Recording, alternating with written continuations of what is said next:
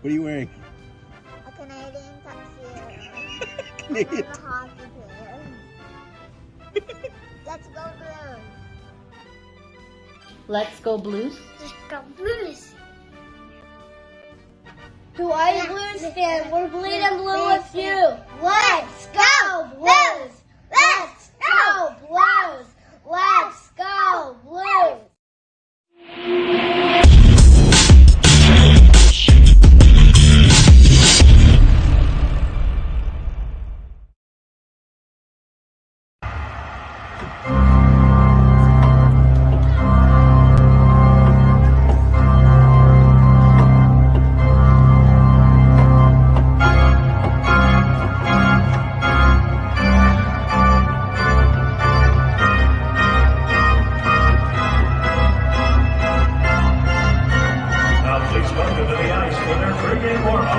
Presented by Scott Credit Union.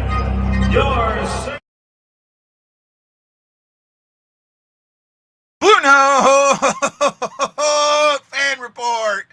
Oh, I screwed it up. Hello, Jason Nichols. Yes, I seen you there. You are the only one so far. Actually, I just seen two more hop on.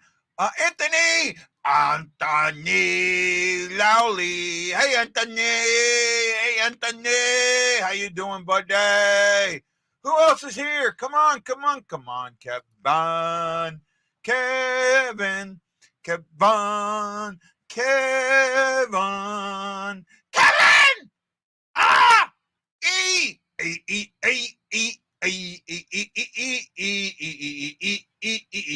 I think that's it. I got 4 people watching. That's it. That's the 4. Oh my goodness, how are you shitheads doing? Let me fix my hat here. Give me a second.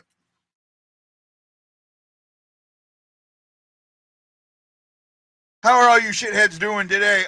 You know what? I decided to come on today and see, something interesting's happening in Bluesland, and it's really nice, but it's also concerning at the same time.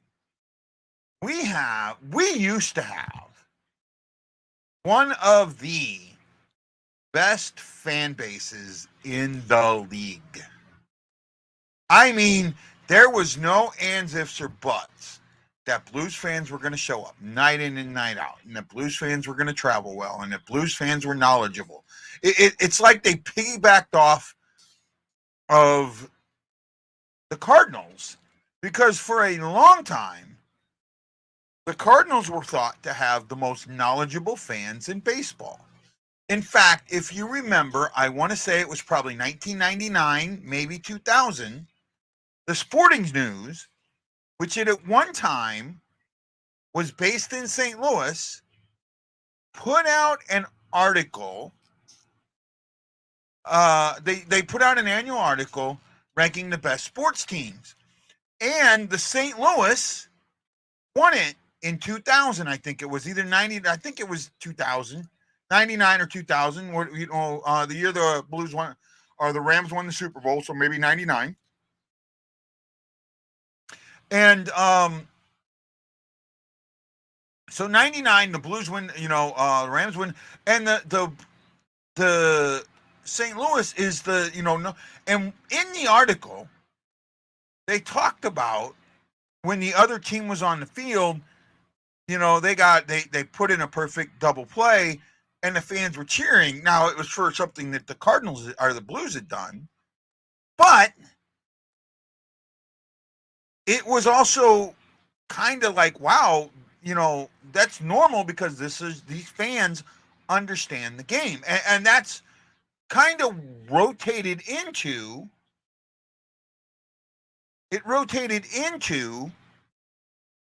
Blues up until, and see, I've seen a couple of comments. Last year upset a lot of people, but it has nothing. What I'm talking about has zero to do with last year.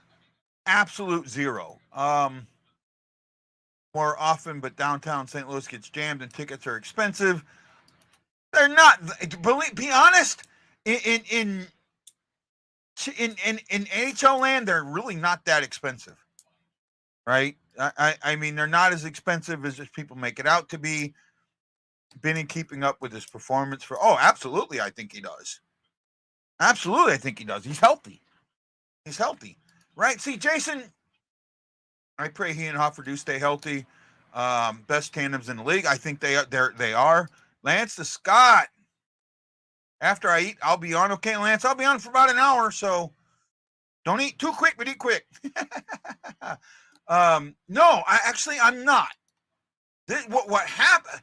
So, at what point do you think we got non-knowledgeable fans into the fan base, and a large enough amount of them, that it affected the fan base now? I'll let you guys. And Erickson, you know what? Give me a moment and I'll show you, bud. Excuse me. Not having a rough week. I screwed up on Monday. I tried to I had a guy that I have two spots where I drop guys and bring guys in, as need be. And I tried to do that late Monday and screwed up and ended up having too many forwards, so I didn't get any points Monday, and that hurt me because I ended up going 0-8 Monday. The guy won 8 categories when I would have won 4 of those categories or 3 of those categories, and 2 of those categories that I'm losing now I would be winning. So I kind of screwed up. Let me see here. Erickson, give me a second.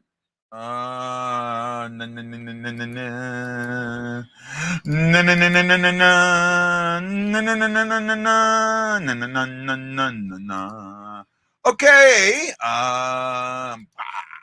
There we go. Let's take Erickson. Look at that. The Honolulu Blues are in 3rd overall, and I'm playing the guy in 2nd. I'm playing this guy. I'm playing that guy now. Right? And this week, I'm not doing as hot. I'm 8 and 10. As you can see there, I'm 8 and 10. But yeah, you can see right there, 8 and 10. However, I got guys that haven't started yet. Ryan Nugent Hopkins needs to pick it up, or I'm going to fire him. But it's not. It's not going. Yeah, this is a guy. If you look here, you can see this right here.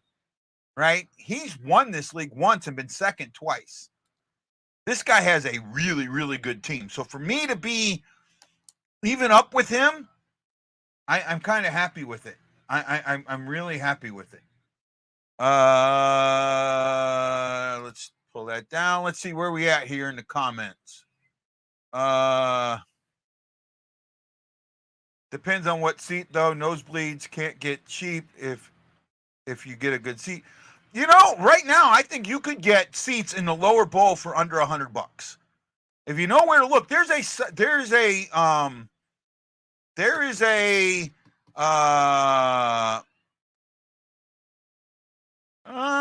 actually is after that. I don't think it went to shit at that point, Kevin. I'll get to your comment in a second. Sorry.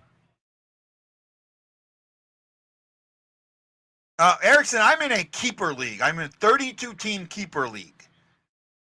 We keep our players every year. So you have to rebuild. You have to, you have guys that retire. You have to draft, and you draft from this year's draft class. So I'm in a really high-end league. It's $50 a year, and I don't care about that. But it's some real good guys in my league. Really, really good guys in my league. Let's see. Let's bring Wendy on and freak him out by praising Bedard. If Wendy shows up, we can. So I think here's what Kevin says. I think it went to shit when it got announced that we were getting the Winter Classic. We're buying season tickets just to get Winter Classic tickets. I don't think that it happened then. Right? I actually think that it happened a little after that. Because, and I say this, because after the Winter Classic, I went to the game in Vegas, and there were entire flights out of St. Louis going to Vegas with people going to the game on them. I wish I was joking to you. I'm not. I'm not. I know this for a fact. There were entire flights from Southwest, from Delta, and from a few others going from St. Louis to Vegas that weekend with people going to the game. Right? Yeah, it would confuse. I mean, Bedard's a great player. Don't get me wrong. I just think that the amount of hype in this, oh my God, he's a god. I mean, he got racked. And I heard Cam Jansen going, he's supposed to get racked. And Matt Tkachuk's supposed to stand up for his guy. Matty's one of the best guys in the league. That's exactly right. On the Cam and Strick podcast, I seen that. Still trying to get Strick on my show. I got to reach out to him again. I know he wants to be. He's told me that before. So, what we got? Erickson Krieger, Lance Scott, Iguido, Jason Nichols, thank you. He's going to get hammered. He's going to get hit. He's going to get hit. He's got to expect that. I knew he was going to get hit. I said he was going to get hit.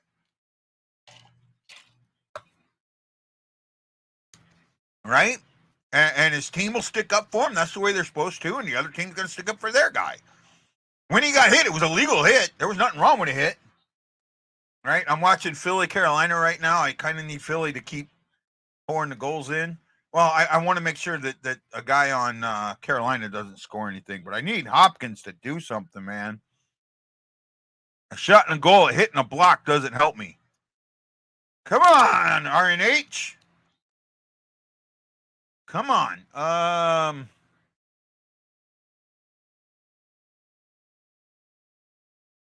Reed Lowe's been on my show before.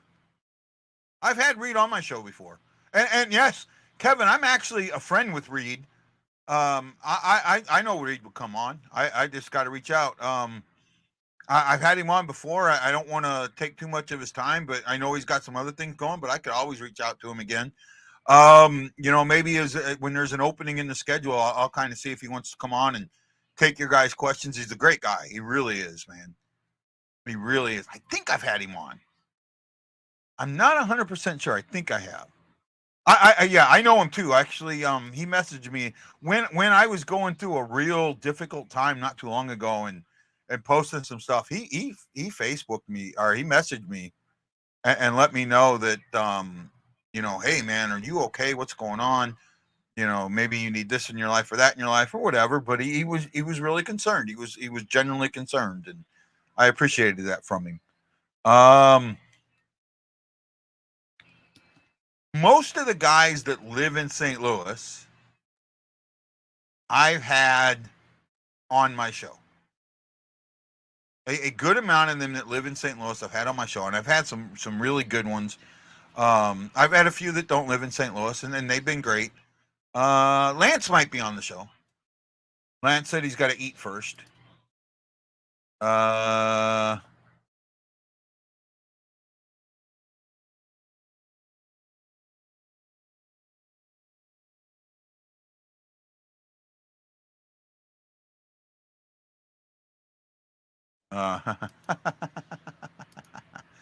love that comment. Trying to say somebody made. So let's get into the Blues going on that West Coast swing. Have not had Bernie yet. That is the one. That is a tough get. That is a very, very tough get. I'm trying. I got to reach out and maybe try a little bit hard. If I'm going to get him on, it's going to be during the off season. I will not get him on during. We play them next Saturday. A week from Saturday, or a week from Sunday. Right after Thanksgiving. We play them right after Thanksgiving. Ow.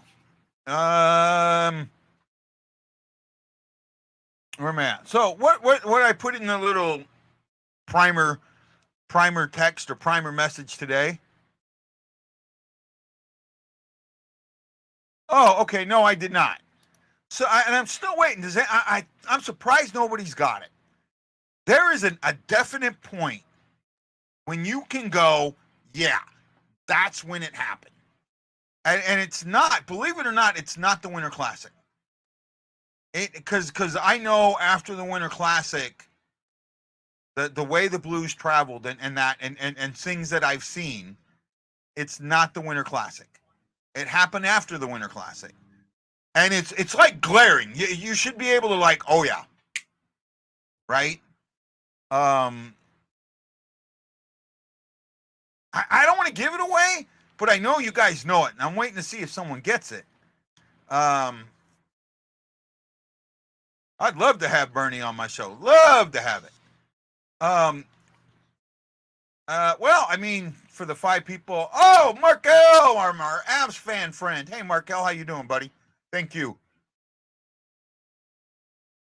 Sorry about the oh man, I can't even say it. Demolition of your team. No, I'm not. Don't even try and fake it. Oh, I love Markel. He's a great guy, man. So the Stanley Cup brought a large majority of bandwagon fans to the Blues. And the obvious part of that, right?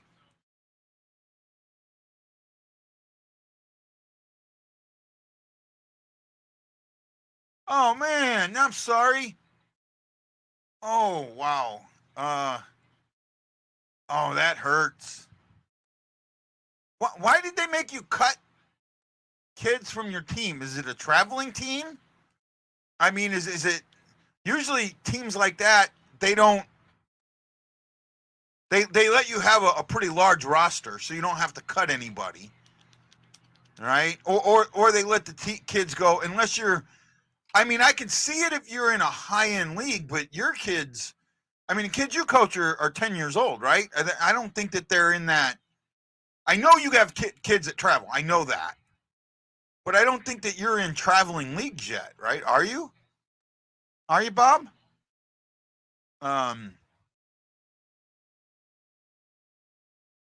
Yeah, I mean, it's tough. That's a tough thing to do. But, I mean, if you're in a league that's the requirement, that's on the league, not you, right? That's on the league. And if you've got to make those decisions, and bear in mind, his kids play.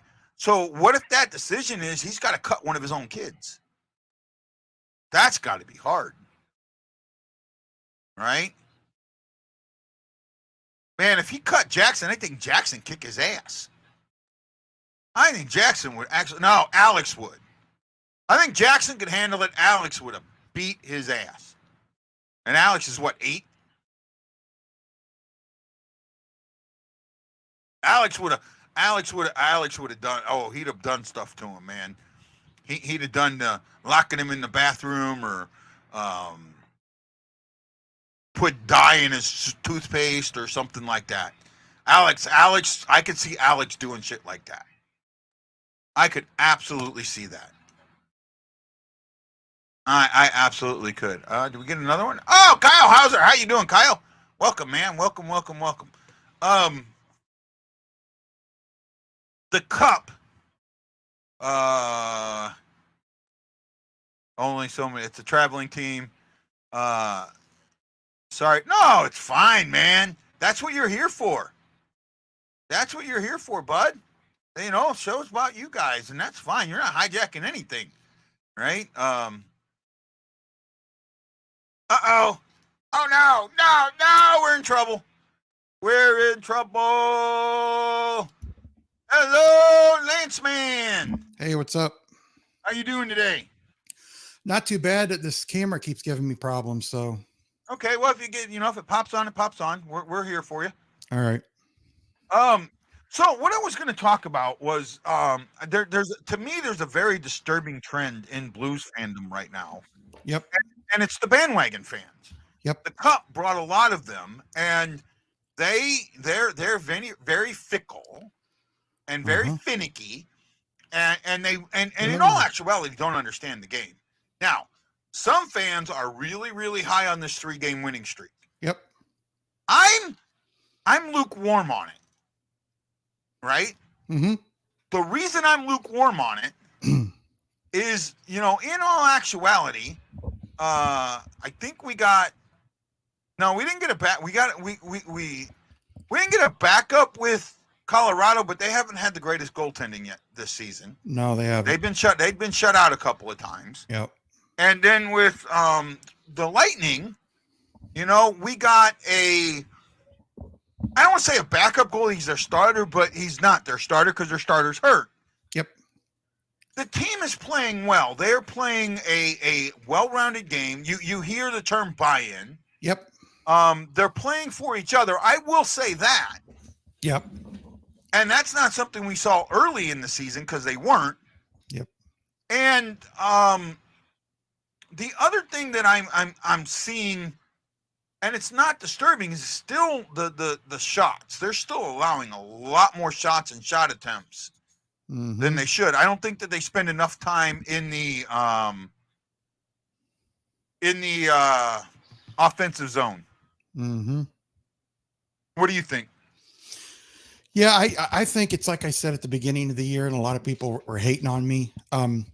This Blues team is going to do two things. They're going to impress you some nights, and you're going to think like against Tampa and against the Avs, man, the offense is working. This offense is working great. The defense is looking pretty good. People are kind of, stepping back from wanting Torrey Krug gone. I thought he's had a good year so far.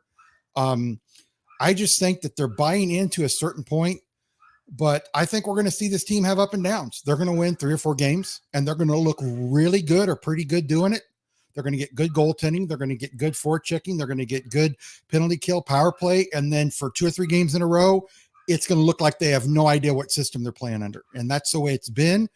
I want them, if these 3 wins in a row are great, but let's see you get what happens when you lose one. Are you going to come back and win 2 or 3 more? Or are you going to lose 3? That's what I'm waiting for. Yeah, well, the game coming up, and I want to address this one here. So Kyle Hauser says, what are your thoughts about the player being arrested after the player dying? You know about this, right? Yeah, I've got a big opinion on that, and I'm getting a lot of hate on Instagram for my opinion. What's your opinion? My opinion is this. Those that don't know the game or played the game very little want this guy put away for life or the electric chair. Those of us who played the game and those of us who understand the game like you, he didn't intentionally do it. And my problem with it is this. Let's say you get into a fight with the guy instigated the fight. Okay. Yeah. You hit him with a big old haymaker. He falls down, hits the back of his head, breaks his skull open and dies on the ice. Is that guy going to get charged with manslaughter or murder? It's such a touchy subject. And I do feel for his family. I feel big time for his family. It shouldn't happen. But in the 103 years I look back, there's 2 or 3 guys that have died from skates. In 103 years in the NHL, one site says 2, another one says 3, and this is including this other guy in leagues. Total players that have died, it's somewhere between 5 and 8, according to what even outside the NHL, with any kind of injury. Not a lot of people die playing hockey. People will say he intentionally did it. I don't think the guy intentionally did it, and I don't think. Here's the thing. We don't have video. There's no video. I have seen 0 video. Oh, I got it. Of the incident. I got it. Then send it to me. All right. Yep. Right? I was told that he kicked his leg up to the other guy's throat. Is that true? He was kind of losing his balance. Yeah. And kind of moved up, and his skate did go up into his throat. Yeah. But like I said, I don't think it was an intentional move. Just like some of these times when guys get hit 4 or 5 feet away from the boards and they're already falling, or they trip on their way to the boards and then they give the guy a game misconduct. That's kind of the way I see this kind of going. Yeah. I just don't think the guy needs to be, should he be fined? Maybe. Because, just like what's the big thing they tell you? And, you haven't played hockey, but you know it. keep control of your stick. You know, the people hooking, you've got to watch what you're doing when you're skating. If there's somebody who was the player? And I know, I want to say it starts with an S. It might have been Savard that took his stick and whacked a player upside the head. You know what I'm talking about? Yeah, I know what you're talking about, and it's either Savard or it was what was that thug's name from the late 80s, early 90s? No, I want to say this happened in the 2000s. In the 2000s? Okay, I can't think of anything off the top of my head.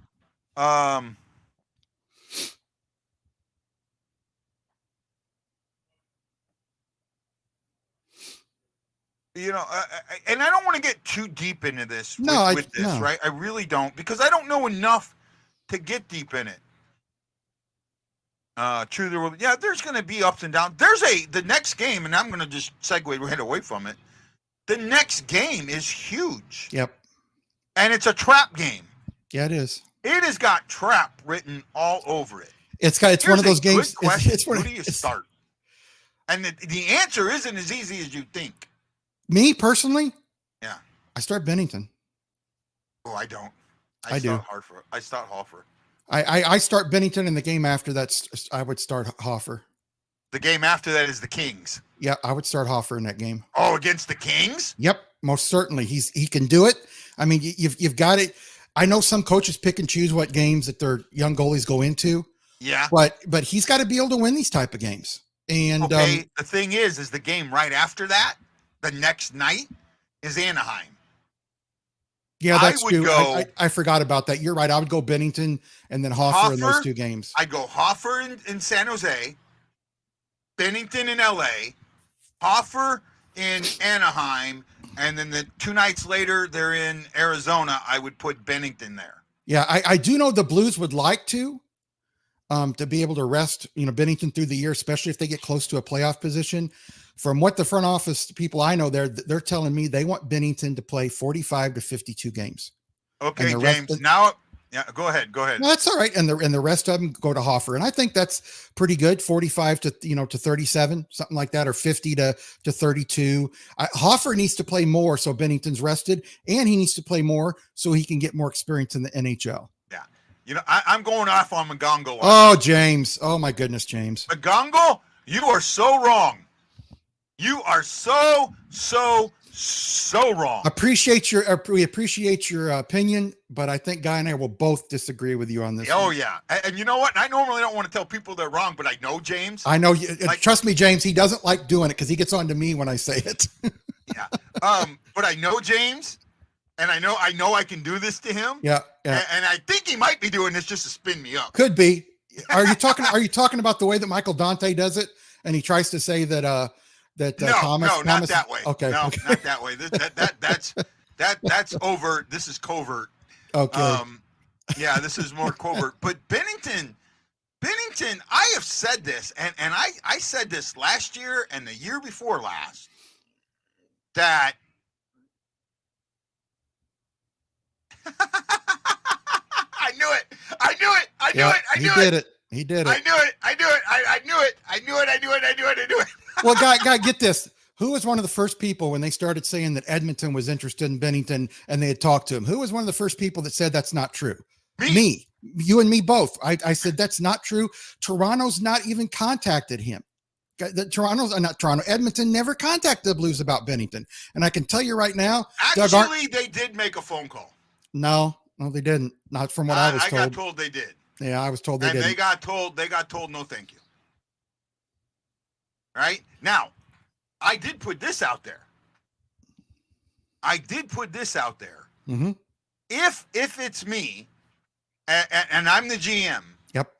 And I get that call from Edmonton, and I forget who their GM is, right?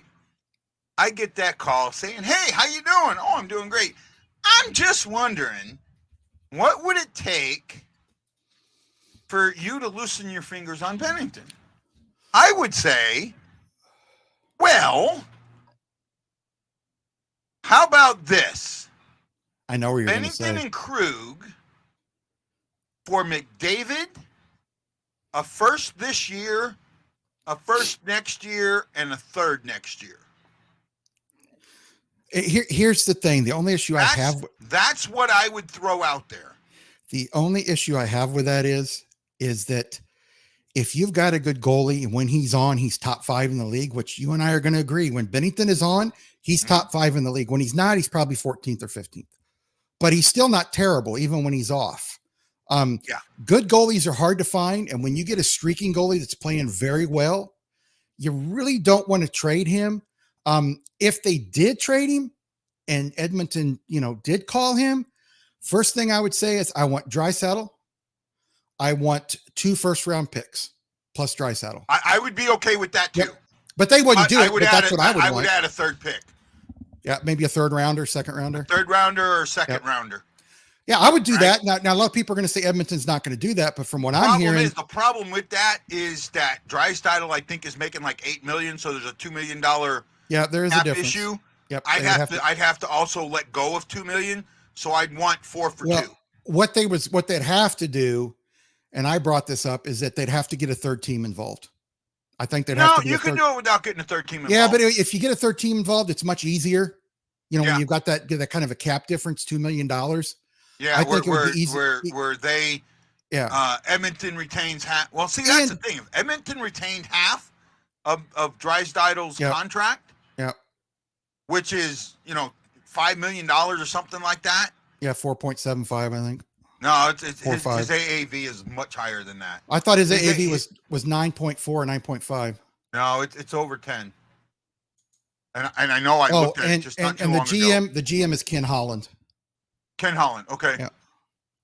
Wasn't 100% sure. I kept wanting to call him Ken Howard because I got Howard on the brain tonight. Yeah. Hold on, I'm looking at it. Oh, and I'm going to answer this question real quick. Robert Morton, go ahead. Does this 12.5? Yeah, okay, 12.5. So 6.2, they'd have to retain. If they retain 6.2, I could do Bennington. I could do Bennington. But I'm telling you, I still want picks. Yeah, and here's another thing. Will Bennington want to go to Edmonton? Probably not. I wouldn't. And I hate to say this because I played hockey all throughout Canada, and nobody can tell me any different. The fans down here are great, but a lot of people up here in the U.S. eat, sleep, and drink football, NFL football, or baseball, or soccer. Up in Canada, they like soccer, they like cricket. But I'm going to tell you, they eat, sleep, breathe, do everything with hockey. And, but there's a lot of players that do not want to play in Canada because of the losing streak. There hasn't been a Canadian team win a cup in a long time. The taxes are high up there, and there's such high expectations. Even if you don't play in Toronto, there's huge expectations, even in Vancouver where they haven't been good. Yeah. Right. Absolutely. No. So here we go. I saw at this moment, I'm going to say this. Berube has done a good job this season. He has surprised me. He has made some adjustments that he hasn't shown he had the ability to do before. The offense is clicking, but I think the reason the offense is clicking is that he's backed off the defense. He's starting to focus on the offense. Well, at the beginning of the season, this team was so defensively minded it couldn't score in a $2 whorehouse with a fistful of $100 bills. Well, you know why? If you've got a $2 whorehouse and a fistful of $100 bills, nobody's going to have change. That team could not score at all. So, well, guy, it's like, what have we seen over the last couple of years since the Cup win? This team, especially after 2020, 21, 22, there were games where you and I were like, damn, Berube's letting him be offensive. He's changed the game plan. They scored 5 or 6 goals, and then all of a sudden they go back into a shell and they can't score. I mean, like people think you and I hate Berube. I don't hate the guy. He just needs to make adjustments in the game, in every game, and play to the team strength and go against the weaknesses of the other team. And a lot of times he doesn't do that. But this year, you're right. I give him a lot of credit. He's done a pretty good job. Question. If the Blues go 500, is Berube safe? I think if he stays around 500, I think he's safe. Yep, I think he's safe. I think he is. I think he's got to be – right now, I think he's safe. I think Yep. unless they go on a 10 or 11 game losing streak to where they're at the bottom of the league, I think he's safe. I think that, first of all, what you have to understand, the expectation for this team, at least the public expectation for this team, was a bottom 10 team. Yep. We will be, Doug Armstrong said, we will be worse than we were last year. Yeah, he did. All right? Yep. So, that right there is telling you that they plan on being a lottery team. Okay, get it. They did make a very good move. Kevin Hayes has not played as bad as people think, right? I don't feel like that. No, it doesn't. It doesn't chap my ass. I'm glad. I want this team to succeed. If Berube, and I always said this, if Berube makes the changes and this team succeeded, yes, way to go. Up until recently, you haven't seen that. Or if he's made the changes, he quickly reverts back the first time it doesn't work. Prime example of this is the Spetsna line. He put that line together, and for 4 or 5 games, they clicked like a mother. First time that they didn't score, broke them up. Never put them back together again. That's going to happen. You're going to get a line that doesn't score. It's going to happen. You can't break it apart the first time it fails.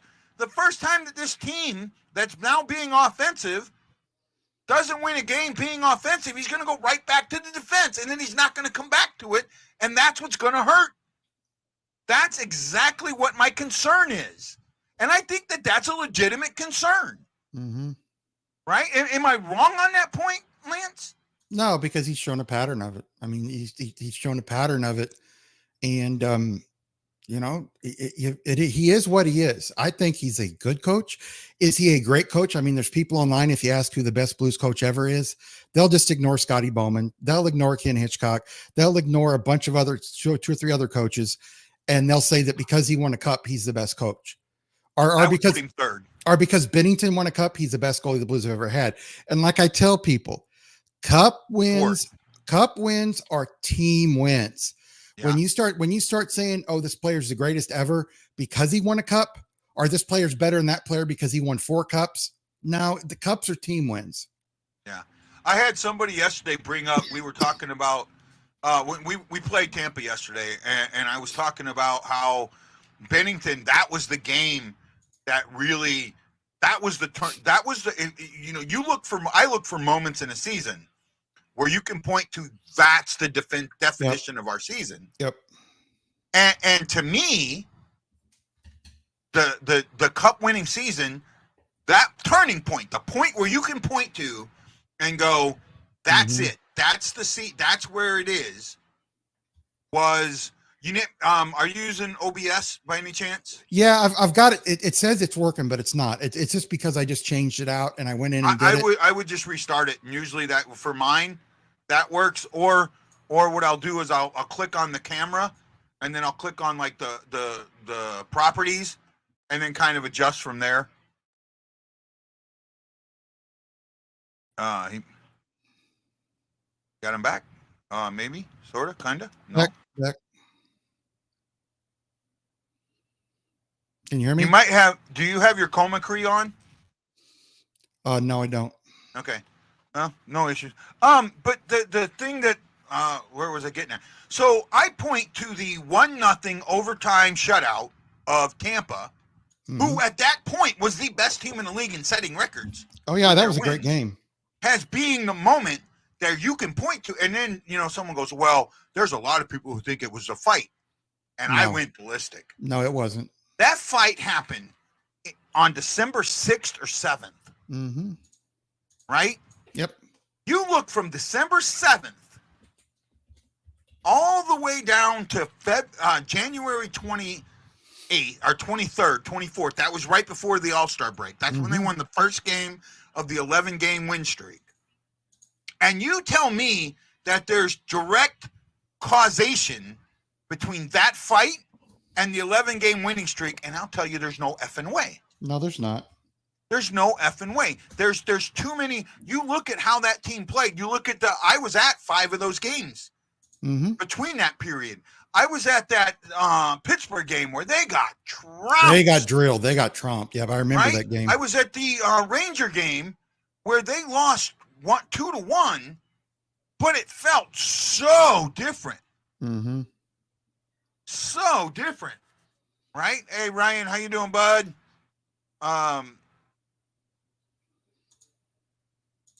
To me, there's you cannot create a direct causation from that dust up and practice to winning the cup. That's true. But you can have a direct causation between in the middle of a win streak, you go on a road trip against 2 of the best teams in the league at that point. Mm-hmm. Florida Panthers were a very good team at that point. Tampa was the best team at that point. Yeah, they were. And you point to those 2 road wins, and one of them being an overtime shutout with a rookie goalie, and you can see how that translated into the next 7 games. 8 games, because that was the 3rd game of the streak. Mm-hmm. There's the direct causation. It had nothing to do with hockey. It was all glory. Spoken by a bandwagon fan, Morton. But I knew James was kicking the hornet's nest there, didn't I? I told you. I told you. I knew it because I know him well enough to know that he's a smart enough fan that he's not going to sit there and say that without. I've been to enough games with him. I've been to 2 or 3 games with him, so I know. Yeah. I think it's 2 or 3, 1 or 2. But I've been to games with him, and I know how he thinks. I know, so I knew better. This, like I said, you have a 4-game road trip coming up. You have a number 1 and a number 2, a direct number 1, number 2 in your goalies. I get that.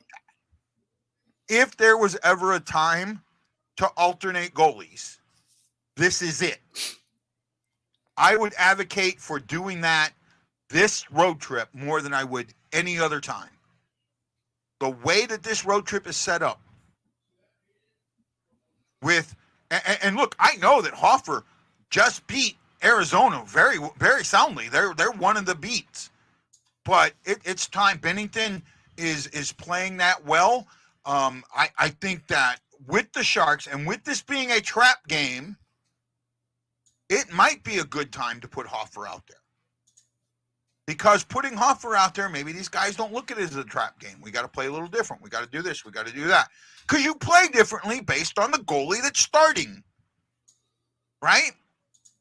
A lot of times if I'm looking at Hoffer and Bennington, and I'm rating them, right?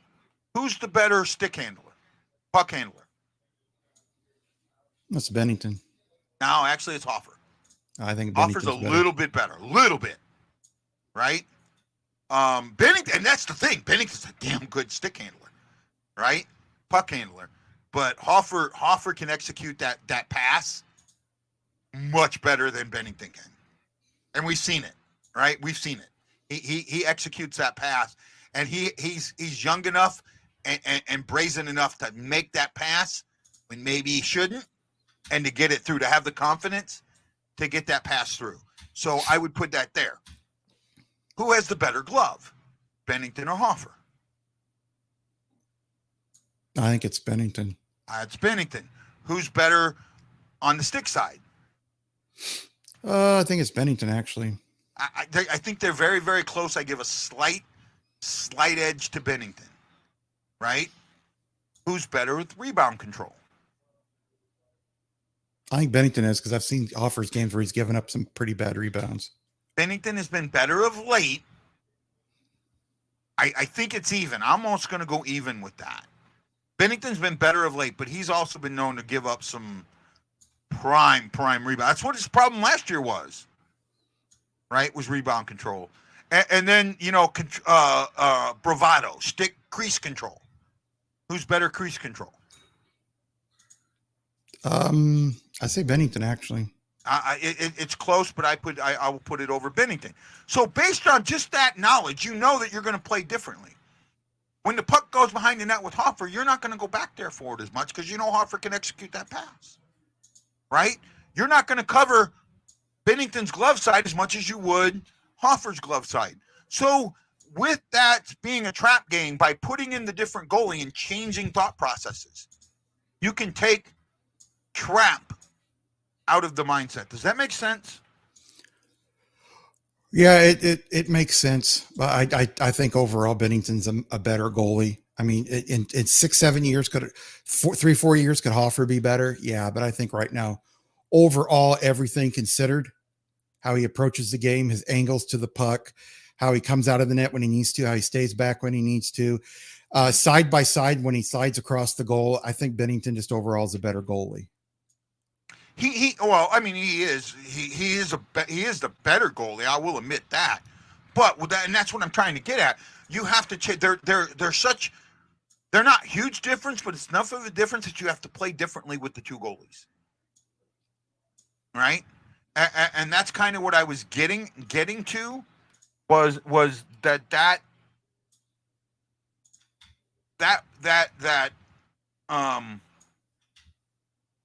that type of play will help get you out of the trap game mode, right? And that's what my concern is, that Bennington gets into this trap game mode, or the team gets into this mode of, San Jose's not very good. We don't have to play really well. We can do this. We can do that. And then next thing you know, you're Edmonton Oilers and you're getting beat by a team that can't score, right? However, the Edmonton Oilers just fired Dre Woodcroft, and I think that was the wrong move. It was. Oh, to me, and especially when they hire their star players' junior coach. Yep. What you've just said to every other player in the locker room is, you're not important to this team. Connor McDavid is more important than anybody else on this team, because his coach in juniors had to deal with Connor McDavid having such a higher level of skill than any other player on that team. And by bringing him in, you've just told that entire team that his skill level is that much, it's that much. It's leaps and bounds better than you. And you don't know how to play with him when it's the other way around. Their issue is, and always has been, goaltending. And defense. It's more goaltending than defense. They're just goaltending. They're just straight up goaltending. And I'll tell you what, they're looking at goaltending the wrong way, right? If I was them, I would absolutely not be trying to get a veteran goaltender. There are two goaltenders right now that I think would absolutely help Edmonton, that are doable guys, that are guys that they could pry away from other teams and have that chance.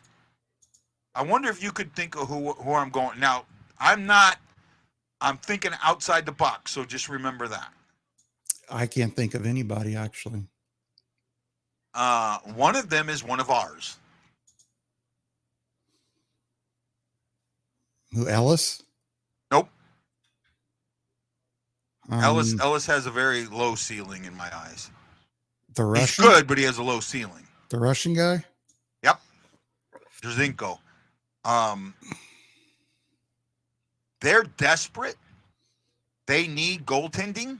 They're going to pay for goaltending. They're going to overpay for goaltending. You could get a first-round pick for a third-round goalie, fourth-round goalie. You have, right now, the Blues are very, very, very stocked with goaltending. When it comes to goaltending, they are probably at the top of the league with goaltending.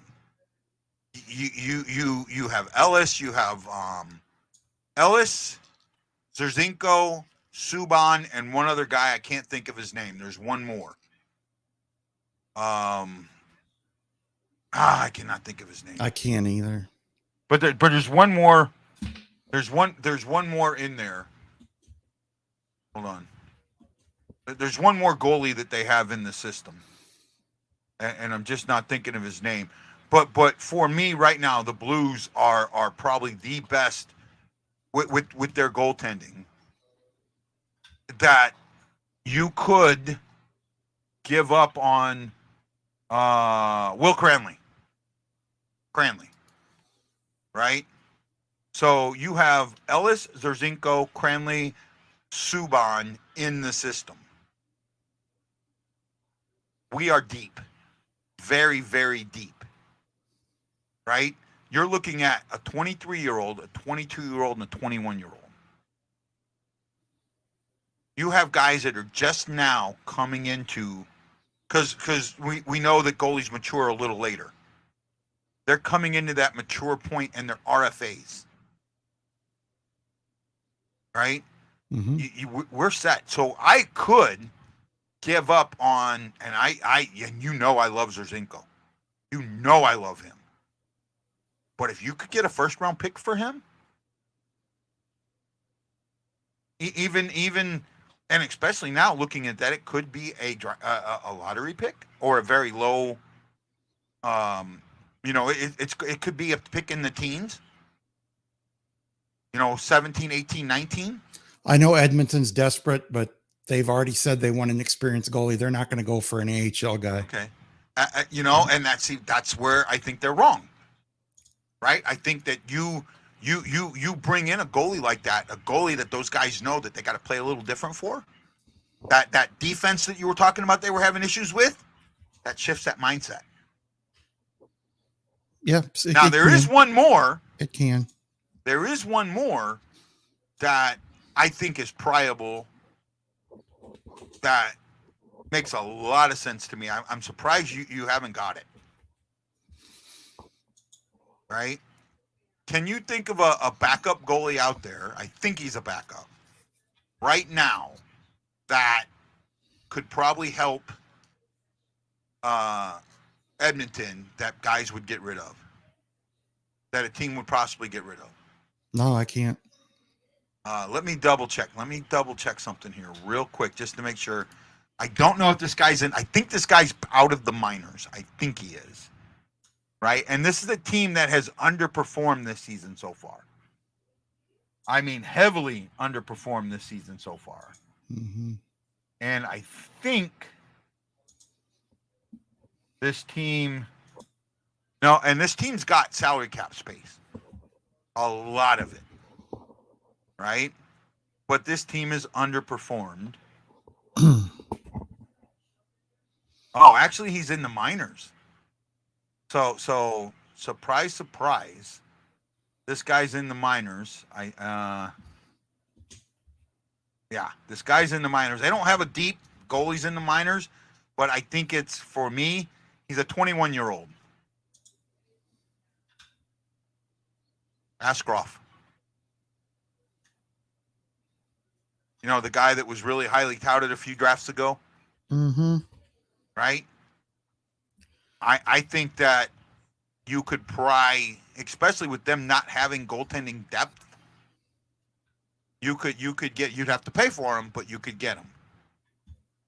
I think that makes more sense than going. Now, the other one that might make a lot of sense, and you know what? Allen's not bad either. He is a free agent. He's out there. He's older, but I don't think they want to go with an older goalie because I don't think that's going to help them.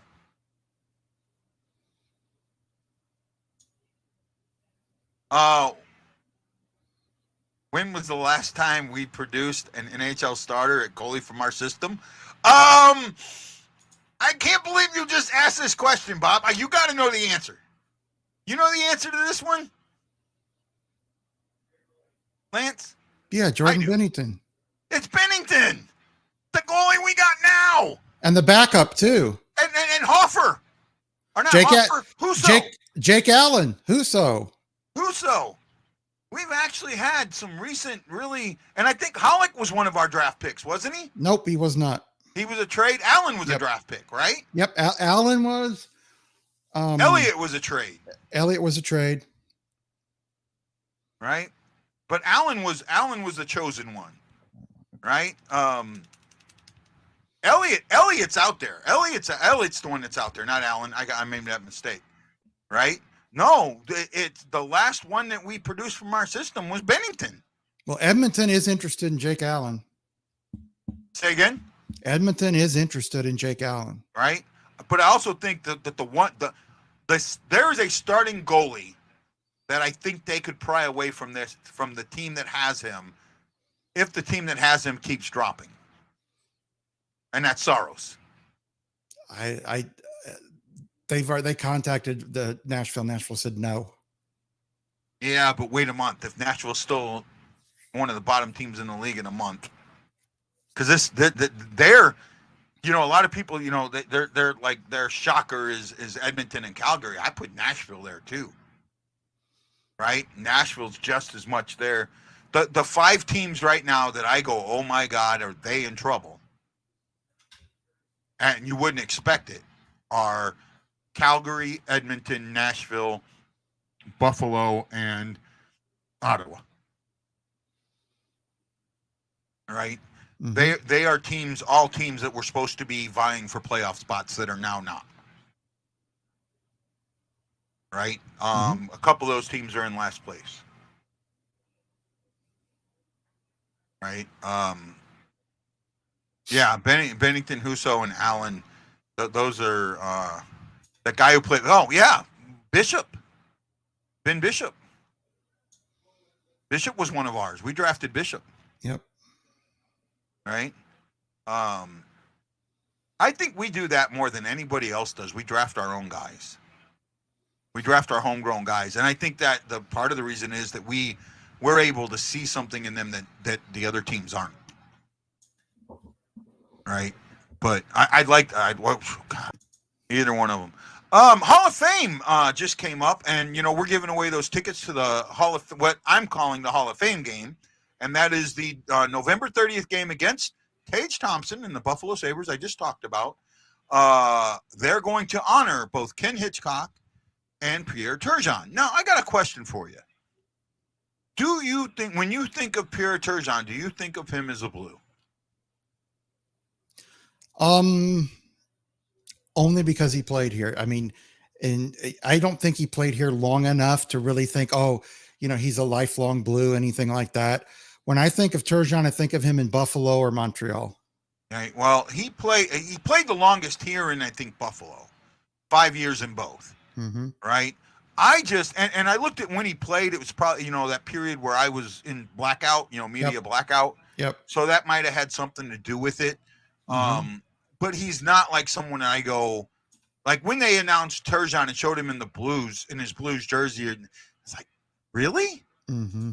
So I didn't, for me, doesn't mean, it just means that, my military service cut me out of the loop a little bit. But, overall, I just didn't feel that. But I'll tell you what really surprised me was the 3 goalies going in. And, a lot of people have said that this helps Cujo, and I think it hurts Cujo. I absolutely think that the 3 goalies going in hurts Curtis Joseph. Yeah, because in my mind, I know that Mike Vernon won a cup and all, but in my mind, Curtis Joseph was a better goalie than him. Yeah. I don't care. It's just that they don't, goalies going in are like relief pitchers going in. You might get 1 a year, but if you get 2 or 3 in a year, the next year you don't get any. Mm-hmm. Right? And they only put 4 NHL players in, and 3 of them were goalies this season. It might be another 3 or 4 years before they put a goalie in. And if you got somebody that's retired, it's just going to put them ahead of Cujo, right? Mm-hmm. He's just one of the few that I think should be in the hall. That's not. To me, the biggest snub right now is Gary Younger. There is no reason Gary Younger should not be in the Hall of Fame. Absolute no reason. Right? I mean, do you disagree with me? I think you do. No, I don't disagree with you. I just think that a lot of people outside of St. Louis, back then, unless you really followed hockey, the average fan on the street, I mean, the guy that went to 2 or 3, 4 games a year, had no idea who Gary Younger was. Now that's not a knock against him. Yeah, that's at all. But yeah, I think he should go in, whether it's as a hockey builder or as a player, whatever. Yeah. He should have been in. I mean, he held that streak for such a long time, playing in so many straight games, and he meant a lot to the city. I mean, I'm going to tell you this right now.